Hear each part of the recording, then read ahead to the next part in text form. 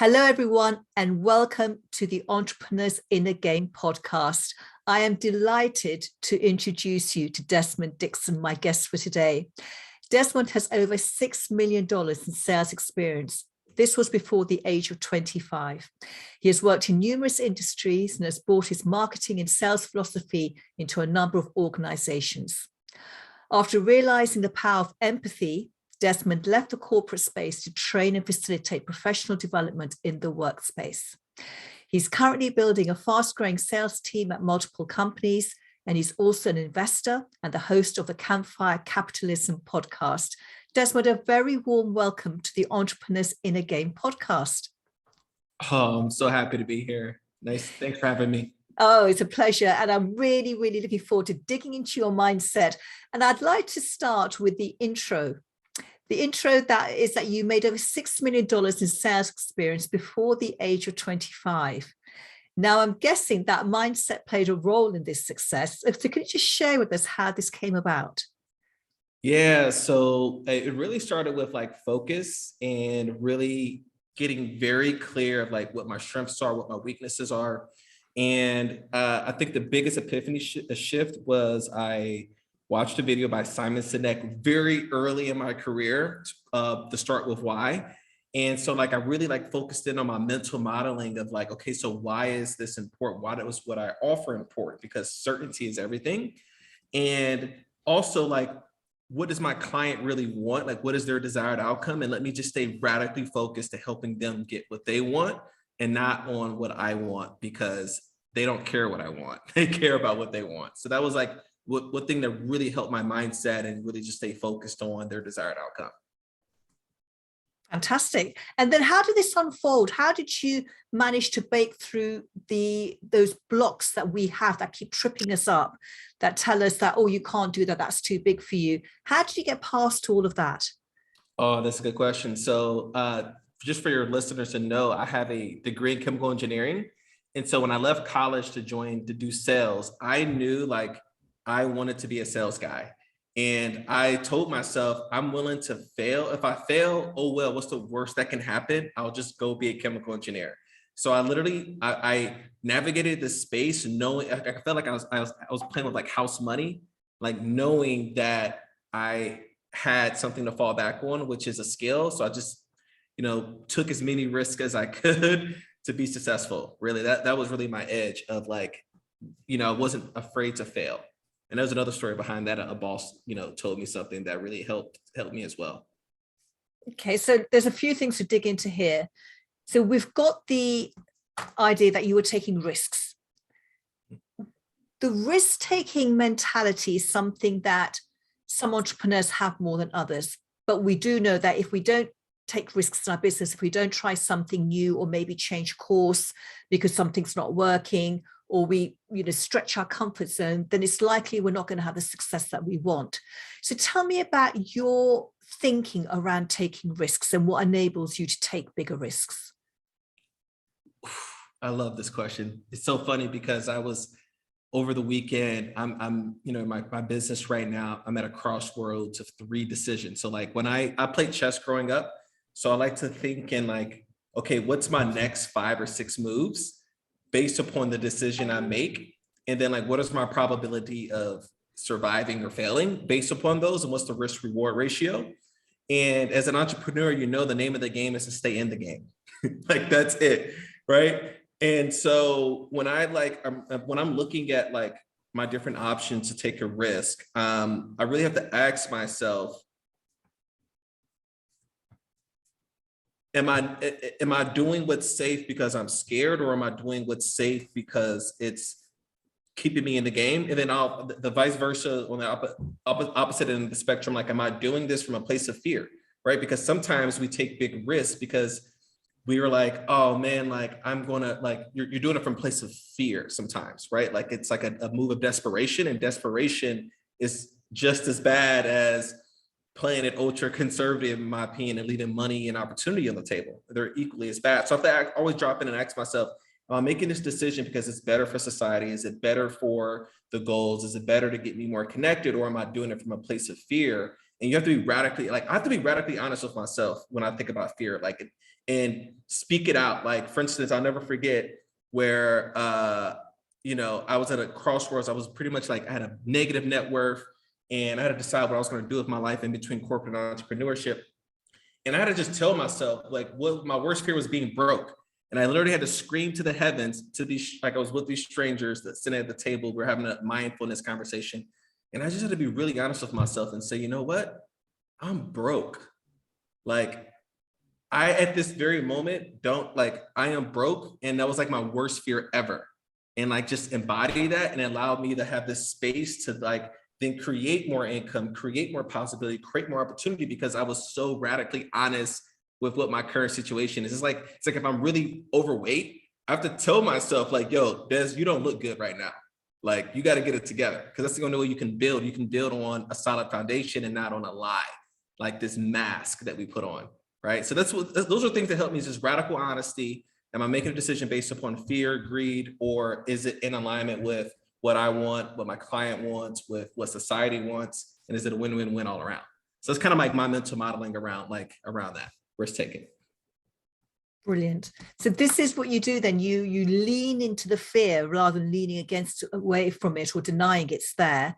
You lean into the fear, and then by leaning into it, for example, I'm broke, then what process goes on in your mind for you to start developing a strategy to move away from that situation? Really, like, it's war gaming things out. So like, entrepreneurship is a form of capital, like, you're a capital allocator, right? You are in charge of how you spend your money, your time, your resources, your connections, right? And a combination of that, though, it's like a recipe. The combination of that will give you different results. So like, every time, like almost every day, every week, I'm linking up, okay, what ingredients do I currently have at this moment based upon the market, and how do I allocate my capital, my time, my team's resources to get me closer to a goal, or get the world closer to a win, right? And so I look at things, I like to do good, better, or best. So I look at things like, okay, what's, the least risky option? Like, for instance, this is full disclosure. Over the weekend, I lost a client that was about 40% of my revenue. And it had nothing to do with nothing I can control with. It was pretty much bad management operationally. And they made some decisions that did not, that weren't really good decisions. The board found out. And so there's a huge, like, organizational shift, right? And so I had to ask myself, okay, I have this situation. Here's the facts, the cash flow. Here's how much money we're spending. I'm making some major capital investments.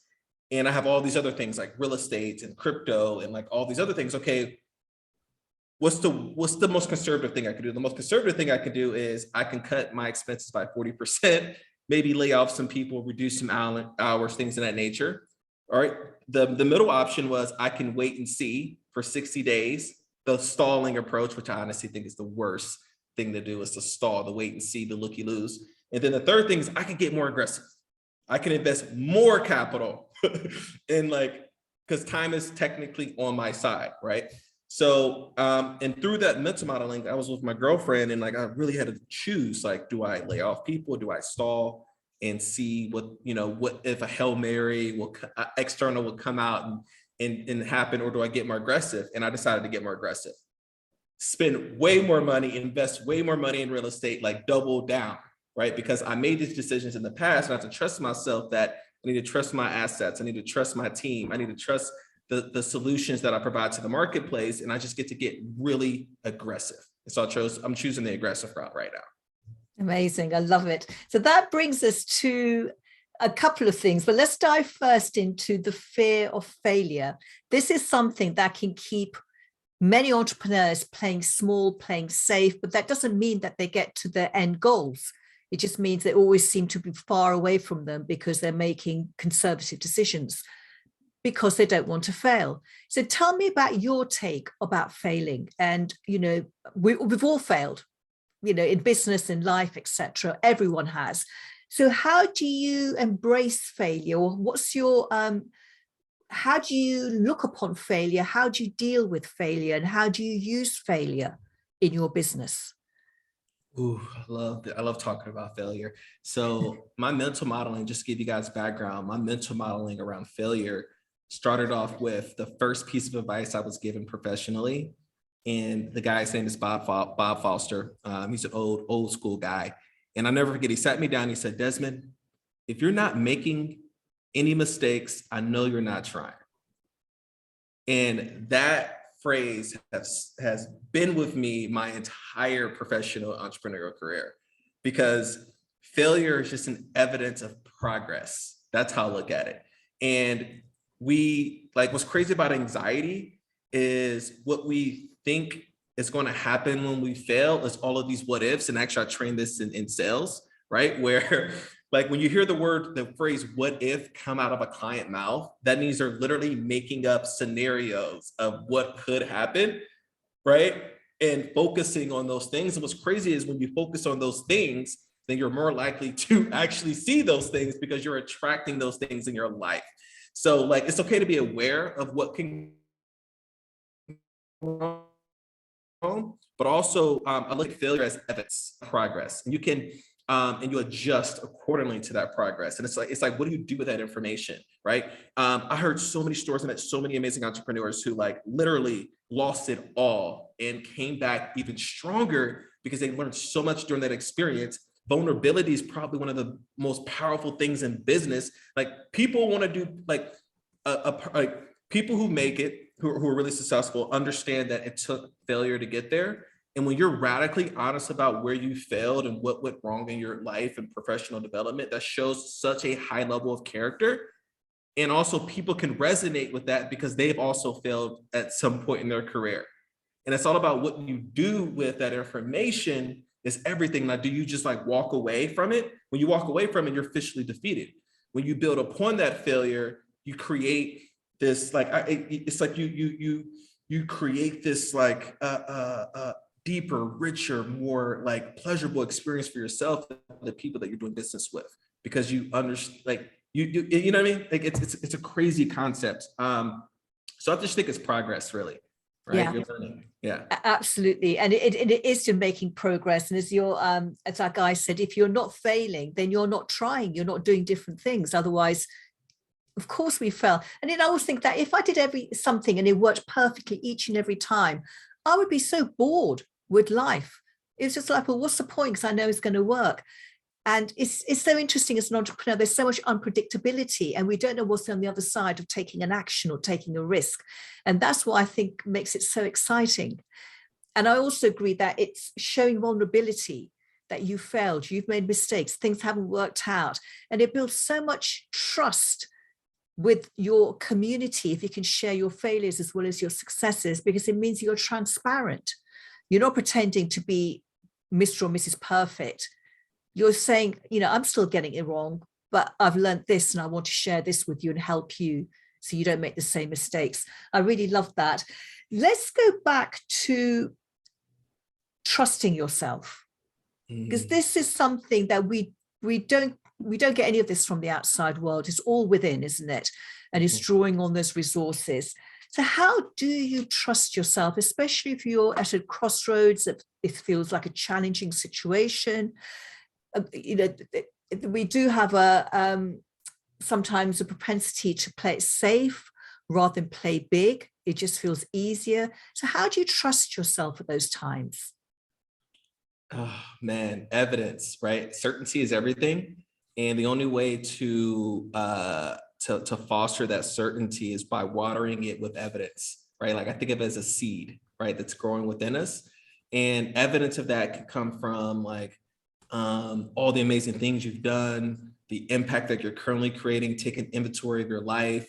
Personally, I like to keep like promises to myself, because I think that builds a ton of certainty. It's like, man, if you said that you're going to do something and you do, and you keep your word with yourselves for, over a long period of time, you're like building up this certainty and confidence and trust. And when you say you're going to do something, you unconsciously know that you're going to do it because you've proven it to yourself time and time and time and again.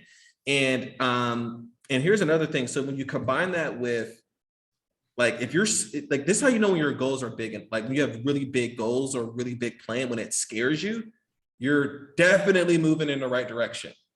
Like in that uncertainty, in that fear is like greatness, right? And it creates so much contrast when you do eventually hit that goal or hit that milestone, because you knew how it felt beforehand, and that just compounds. It just compounds, and then you just get more bolder and bolder and bolder and bolder, right? So yeah, evidence and then like leaning in, right? Like usually the thing that you're fearing in the decision is probably the one you should make, right? Like it's a tip that's like, okay, I have two options. This one, I know the outcome. Like I know what's on like the path. Like I'm very certain. And this one, there's some shadows. Like I don't know how this is going to go. I don't know how this is going to go, and I might fail. But that's the one you should probably lean into, right? This is not financial advice, but that's just like my take on it, on taking risk and failure and all that. Yeah, that's great. I love that. So how do you cope with those, the little gremlins in our heads that say, oh, don't do that, you'll fail publicly, what will people think, you may ruin your reputation, you'll have to start again. How do you deal with those limiting beliefs? Oof. I hate to say like you ignore them, because you truly don't. You just start somewhere, right? And you start in the direction of like, okay, what are the 3 things I can do that will most likely make this a lot more successful? So like I attack that doubt in my head with evidence of like, okay, if I did do this, what are the top 3 things I can do immediately to put the probability more into my favor, to see if this is actually like a valid approach, which today I did, right? Like I wrote down, okay, I have all these things going on. Okay, let me focus on what are the 3 things I can do right now that are high impact, that will tilt the probability of me getting through this today, and attacking it, like cutting all the noise out and attacking those 3 things.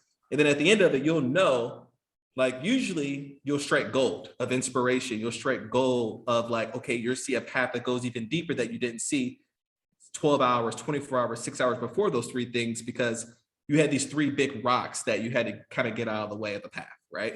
So that's how I do it. Like I think attacking it, the biggest things like right away, will help you like see a more clearer path on this like scary big goal, and your self-talk will change from, man, I might fail, to wow, I see a path. Yes. Seeing a Oh, path is so exciting. Yeah. And yeah. there's really no difference between fear and excitement. It's the same energy, but it was just a story we connect. It's a story that this is really scary, or is a story this is really exciting. So we get to choose that. It's all within. That's always the fascinating thing about this. So tell me about how you keep your focus. Focus is so important for us. It's so easy to get distracted in this world, this online world. So many emails popping in, ideas, people selling you things. You're thinking, well, I could go on that strategy, or I could do this strategy. How do you stay focused on that path so you really get to that goal that you have set for yourself? You reach that goal. Oh, I love it. So this is such a dynamic answer. So I want to make this like super easily digestible. So there's really like a couple key variables that I really want to like shatter some beliefs here. Obviously, we're all aware of like being busy doesn't mean you're making progress. So people confuse being busy with focus. We all know that one. But one that most people aren't aware of is they confuse energy with focused, right? Just because you had that cup of coffee, just because you listen to that motivational video, right? Just even if you feel inspired doesn't mean you're actually like focused, right? Focus is sitting down with discipline and removing as much possible interruptions as possible. It's like it's more of a science that like it's science, and it's also creativity. So the science side of it is being radically honest. Okay, where are you spending your time? Like, what is your triggers, your unconscious triggers? So like social media, your emails, text messages. Is it people within your immediate environment? Like, it's making sacred time and sacred space to drop into something very intentionally. So like I delete social media, I turn off everything, and I'm focused on that one task. So that's the science of it. So you remove your phone from the room if you have to. If you need no internet from your computer so it keeps you off social media and to focus on writing something, then do that. Like sit down and you'll be surprised because, you know, Brene Brown talks about how boredom creates creativity. It sparks creativity, right? Which brings me to the creative side. So there's that science part where you put guardrail, you put boundaries, right? We could talk about boundaries a whole nother episode. You put boundaries, and then you create an experience for yourself for creativity, right? So this could be little subtle things. This sounds super cheesy, but this stuff works, man. It can be like, if you love candles, like senses, right? A sensory experience, right? Like a certain smell, maybe you like a certain amount of lighting. You create an experience out of it so that you can spark creativity. Maybe you like to read a book 20 minutes before, maybe you like listen to music or listen to a podcast, but it's how can you create a creative environment. For me, I like to be around, like, I don't need to talk to them, but I like to be at a cafe, right? So I just spent, I'm here in Greece at the moment. I spent some time on a harbor, Lucky you. Okay, don't rub it in. Okay, that's enough. And it creates like creativity for me, like being around like that energy and the sun and a cup of coffee, and I just get like, I can go for just focus, like drop into flow state, right? So whatever that experience is for you, you get to create that, and then obviously create boundaries. That's how I like to drop into focus, deep work time. You sort of prepare yourself, whether it's, as you said, reading something, meditating, doing whatever it is, you get yourself into that zone.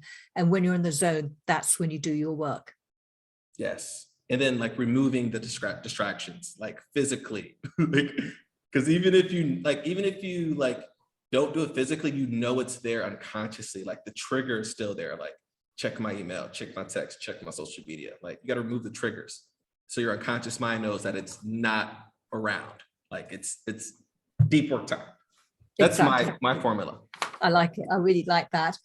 How is your mindset affected by pressure? How do you deal with pressure? I love pressure. I think the more pressure, the better I perform. Like when my back is against the wall, it's like when all the chips are on the table, that it's almost like do or die. So I think it kind of kicks in like those animal instincts, and it forces you to make decisions and not overanalyze. So I think that the decision-making process usually comes a lot more rapid when you're under a lot of pressure. And once again, we revisiting just like executing. It all comes down to executing. Like it doesn't need to be perfect. You just need to like execute. If it's building a code or an app, coding, execute. If you're a writer, start writing. If you're trying to, create content, just create content, right? Just execute. So I think, the more pressure it is means the more you should be executing, the faster you should be executing. That's my opinion on pressure for sure. So it doesn't stop you from doing things. It actually motivates you to do things. Yeah, and this is the crazy part about pressure too. I guess there's a yin and yang. So I know that when I have high pressure, like the worst thing I can do is nothing. Not do something, right? But you do need to have a little bit of space of like getting clear on like, okay, what is the roadmap to get there? Like you got to have some type of plan, right? Obviously you create a plan and you just like execute. I think most people I used to fall into this analysis paralysis where I'm like, oh, I don't even know what to do because there's so many different things I could do, right? So which is the right thing to do? And then you waste an entire day, which time is more precious than anything, right? Especially when you have a lot of pressure because it creates more pressure. So I think just creating a plan and executing. I mean, that's usually my remedy, at least. Yeah. Yeah. What's coming through very strongly is that you do, rather than sitting and trying to figure it out and thinking, well, I need to spend my time thinking about this. And that's an excuse not to do anything, not to take action. We can justify, I really need to sit with this for a bit and think about it and figure out my next move. But actually that can all be done quite quickly. So it's launching yourself into action. It's just doing something and you can change course if you need to. And it's also coming through quite clearly that you're not a procrastinator. You're an action taker. Oh yeah, no, I don't procrastinate at all. That's not it triggers me. It triggers myself if I'm like, if I'm sitting on something. Something else that I wanted to add, maybe you'll love this, is I think talking with other people like who are like you is super important when you're under a lot of pressure. So I think like leveraging your network, when in doubt, focus out, do things for other people.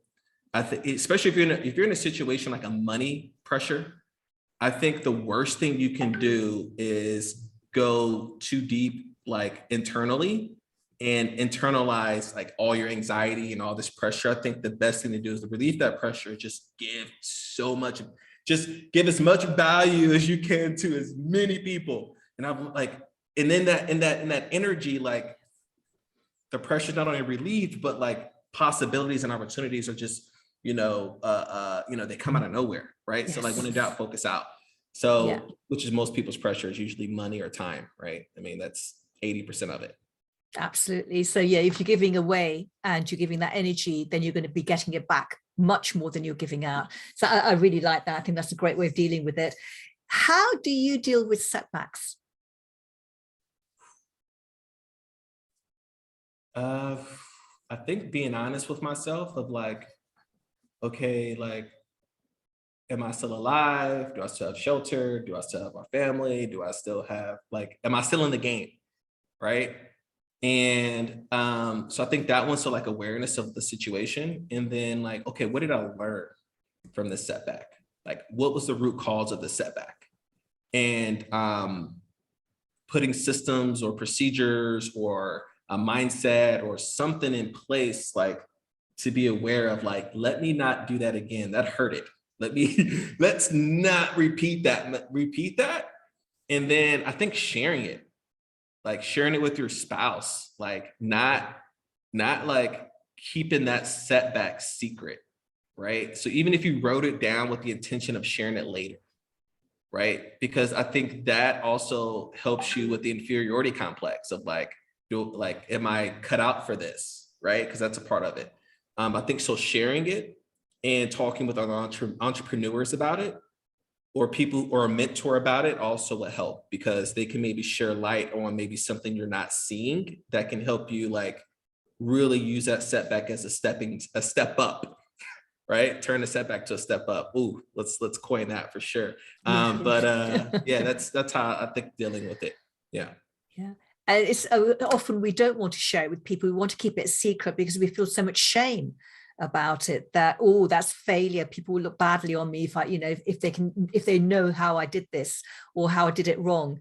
But actually it goes back to being vulnerable and sharing and just letting people know that we're not perfect. No one's perfect. We all mess up.